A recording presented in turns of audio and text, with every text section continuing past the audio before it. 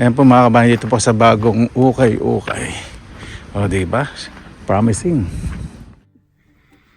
Ayan po mga kabayan, dito na po tayo sa bahay. Pasensya na po, hindi ko pa napakita yung loob ng ukay-ukay. Bawal po talaga, nagpaalam po ko pwede ko po ng video o pictures. Bawal po talaga. Kaya eto, may mga nabili naman po ako. At hindi ko rin po napakita yung labas kanina dahil meron pong biglaan pong kaplastikan. Alam niya pong may nakita pong kapwa Pilipino lalo na bago napapahaba po yung kwento. Pakikita ko po sa inyo na yung mga nabili ko, matutuwa po kayo. Ayan po mga kabayan, sobrang saya ko po. Ito po yung binibigay po dito pag graduate po yung sa high school. Ang common daw po na material po nito kundi silver, gold.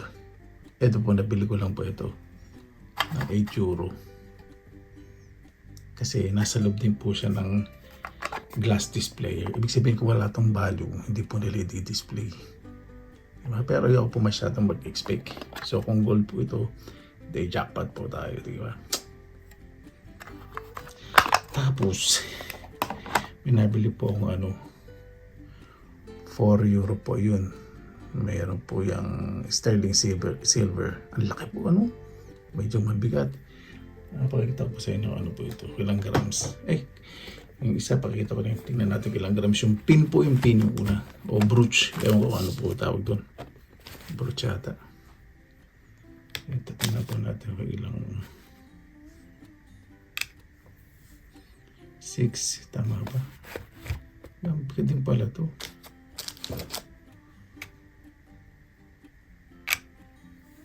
6.29 grams. Bigat din po. Dapat po itong itong parang brooch siya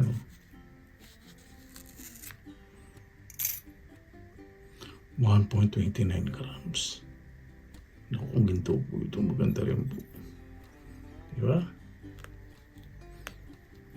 Sabi daw po nila, kahit manipis po ang ginto, pag nilagay nyo daw po sa tubig, biglang lulubog. Pero ayaw po mag-expect. Nilagay ko po sa tubig, bigla pong lumubog. Kasi pag mga tanso daw iba, hindi daw po. Ewan ko. Tapos ito. Ito hindi natin titimbangin. Ito po yung tinatawag na Tahitian o Burgundy Pearl. Nabili ko lang po ng 2 euro. Ito ko po sa inyo. Yan. Talagang maingat yung pagkakasuko. Ibang klase po mahal po ito. Na-research ko na rin po ito. Yan Totoong-totoo po siya kasi kung hindi po yan totoo, ito pong meron pong mark na sterling silver 925, saka ito rin po meron pong mark ng 925. Di ba?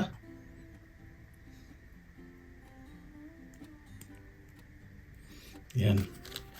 Medyo malaki lang po kasi pag nilagay nyo. Malaki din po siya. Napakalinis. Pero hindi ilalagay sa plastic. Ganito po kasi ko. Kasi isa. Bago ilagay sa plastic, ito po ginagawa ko. Lalo na ito mga pearl. Medyo delicate po ito Ilagay ko po yan sa papel. Medyo maghiwalay siya ng bahagya. Yan. Kunti lang.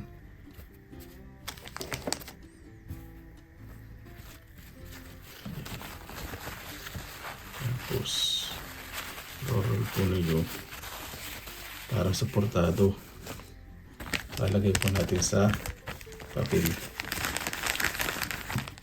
Ipon ko po yung resibo kasi kung sakali uyo ko Pilipinas, kung magdadala ko ng jewelries, meron ako resibo kasi pinabili sa pawn shop.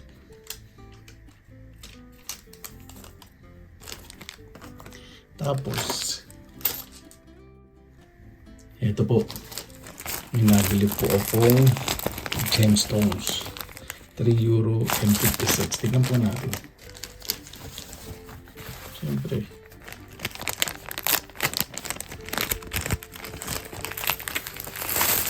I-comment na lang po anong mga klaseng gemstones po ito. Hindi po ito pa aquarium kasi yung may-ari po ng ukay-ukay, tinanong ko may alam din po siya sa mga bato. Ito, pakicomment lang po anong klaseng bato po ito Tapos ito po 100% po amethyst po ito. Birthstone ko po kasi amethyst Tapos ito parang hematite. Ito crystal. Yung iba hindi ko na alam Ito. Green. May parang baby.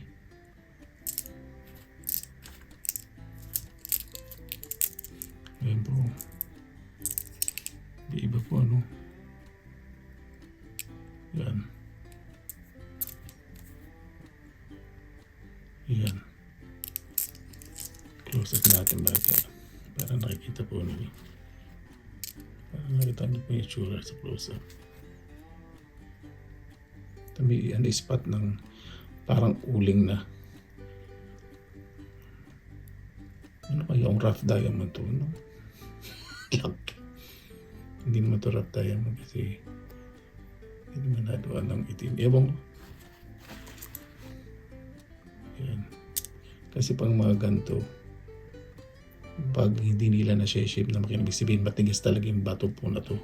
Hindi po nila nakikinis. Sabihin talagang matigas. Yan, kaganda po, di ba?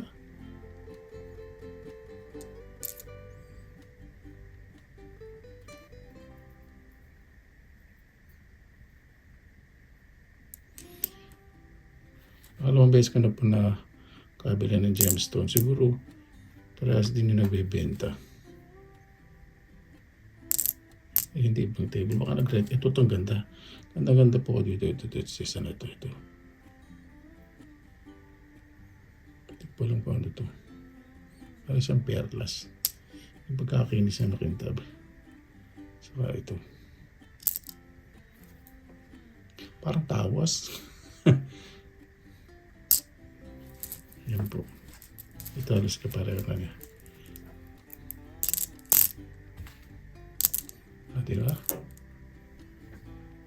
Ganda po, Ay, nako. Imagine po niyo, nagtiyaga po ako sa ukay-ukay. Ito kung sakaling gold po ito, papa-appraise ko po. Kung sakaling, hindi po ito po yung tak-tak po. Ito po finish design yung box, pero hindi po talaga dito yan. Nilagay lang dito. €8. Kung gold po ito, tapos may 1 gram. Tiba-tiba po ako. Tapos, nalagyan na natin yung pearl dito. May pumakawa kasi itong sing-sing. Ganda nitong sing-sing. Laki. Ang ganda ng design.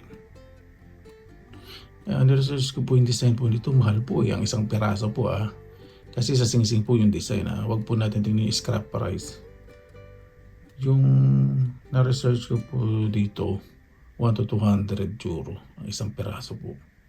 Designers po itong sing-sing Ang ganda po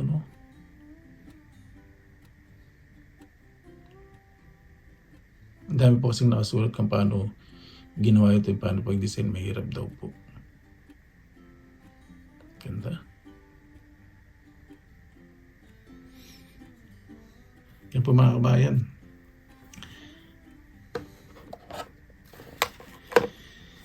Diba? Tsaga-tsagaan lang po talaga. Hindi ako mapakali dito. Lilinisin ko po. Ang panlinis po nito, maghalo po kayo isang kutsarang baking soda, isang kutsarang asin, tapos mainit na tubig. Haluin po ninyo medyo mumuti yung parang tubig. Tapos lagay po ninyo mga 2 minutes.